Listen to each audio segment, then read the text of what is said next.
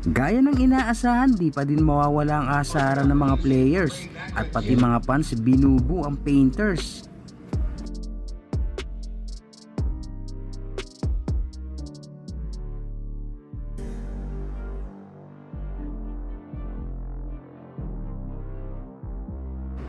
Pero sa huli nga nang ibabaw pa din ang lakas ng PBA teams na Rain or Shine laban sa De La Salle University at walang nakatapat ang import ng Painters na si Aaron Pullers.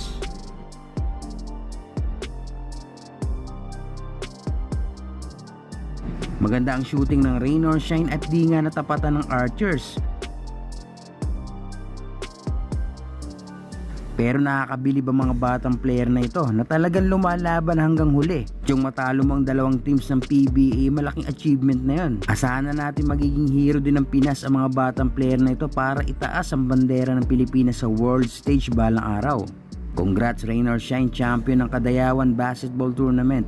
Ako nga pala si Damon X, thank you for watching.